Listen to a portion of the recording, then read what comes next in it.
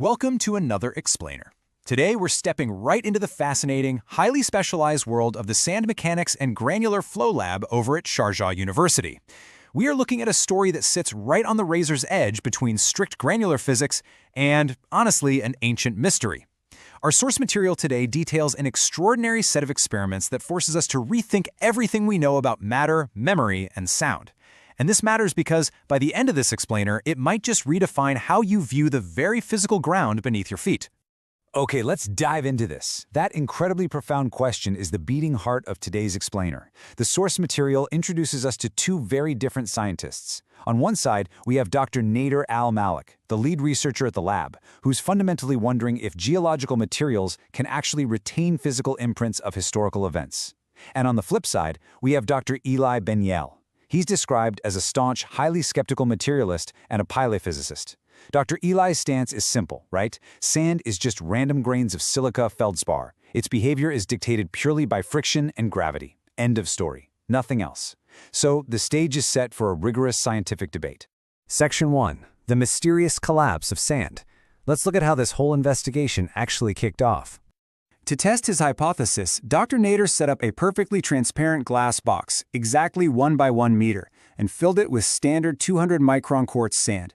Now, to understand what happens next, we need a super quick primer on a fundamental concept in granular physics called the angle of repose.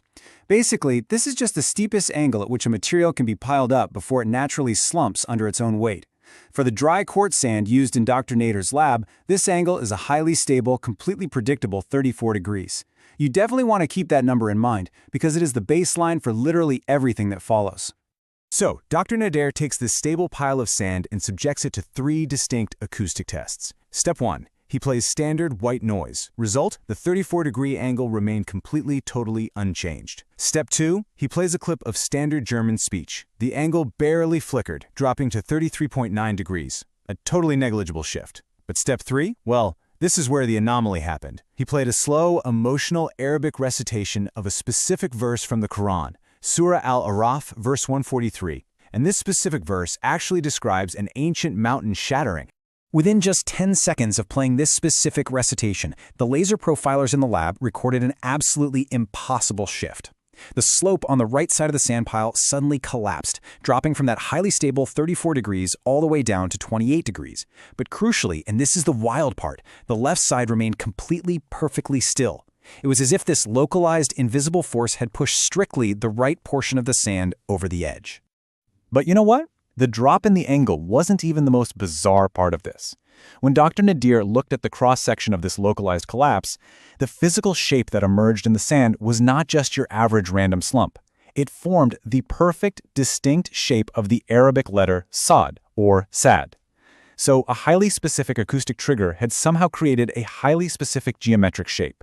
This anomaly absolutely demanded a strict, mechanical explanation. No magic allowed. Section 2. The physics of collapse. Dr. Nader knew he needed to strip away the mystery here and map out exactly what was happening on a microscopic level. So, the crucial point is found in something called the Mohr-Coulomb failure theory. Dr. Nader mathematically mapped the shear stress and the normal stress of these particles, and he realized that the shape of the collapse perfectly matched what geophysicists call a passive failure wedge. In plain English, this sand didn't just slump like a normal sandcastle falling over, it violently sheared off in a way that is almost exclusively observed during massive, catastrophic mountain landslides. Breaking it down even further, Dr. Nader isolated the exact trigger. It turns out the frequencies of specific Arabic letters in that recitation, specifically Qaf and Kha, sit precisely between 200 and 300 hertz. And these exact frequencies created intense micro-vibrations right between the grains of sand. Right at the exact moment the audio recitation describes the mountain shattering, these micro-vibrations forced a rapid shift from static friction to kinetic friction. The sound literally pushed the sand over its mechanical tipping point. Section 3. Synthetic versus natural.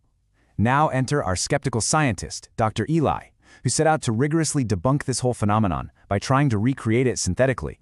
Eli went to work. He used a Fourier transform to extract the exact frequencies from the recitation.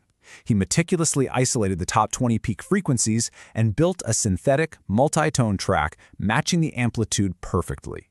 Then, he played this synthetic tone next to the box. And the result?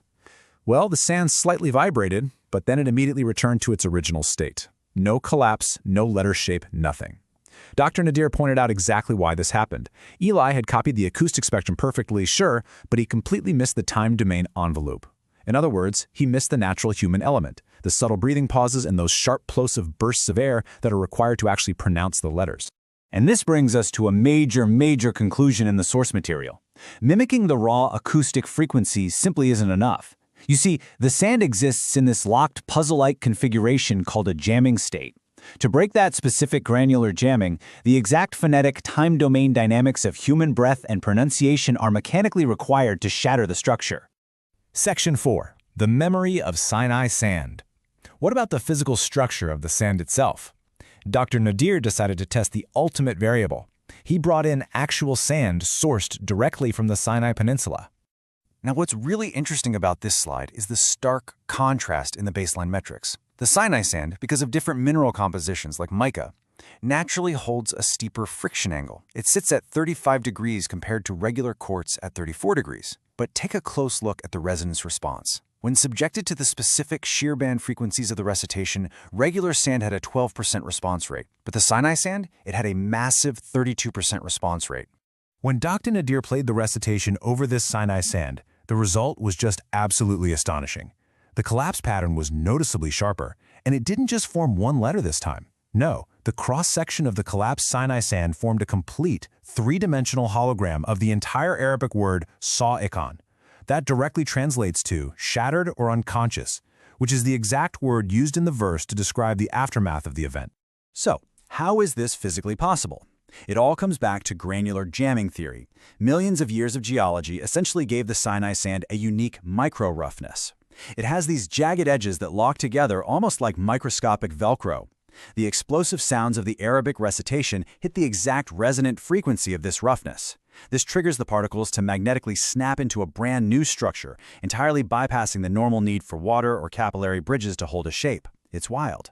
And this brilliantly illustrates the sheer scale of what they observed. Dr. Nader actually compared the laser profile of the microcollapse in the lab directly against the computer-generated geophysical model of the mountain collapse described in the ancient text from 3,500 years ago.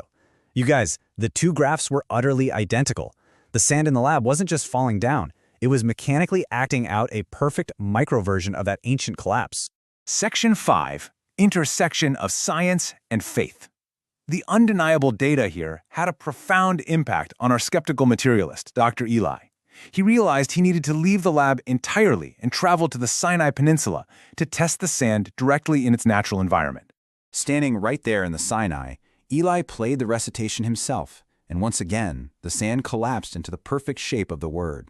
Driven entirely by this physical data, Eli experienced a massive paradigm shift. He stated, "I saw the geology of sand. Today I saw the theology of sand." He ultimately concluded that the vibrational imprint of that original ancient mountain collapse was somehow permanently locked into the fracture planes of the local sand. When the precise phonetic time envelope is played, the sand simply replays its first collapse. The legacy of this incredible intersection of physics and history continues today. That original glass box, it's preserved at the Sharjah Lab in what is now officially called Room 143, named after the verse. Every single day, at 4 a.m. local time, an automated system plays the recitation. And every single day, the sand faithfully recreates the physical collapse pattern, acting as what the source material describes as a living, physical testament to the event. Dr. Nadir later published a fascinating book on these findings titled The Sand Remembers, and he leaves his readers with a really powerful thought, one that perfectly wraps up our explainer today.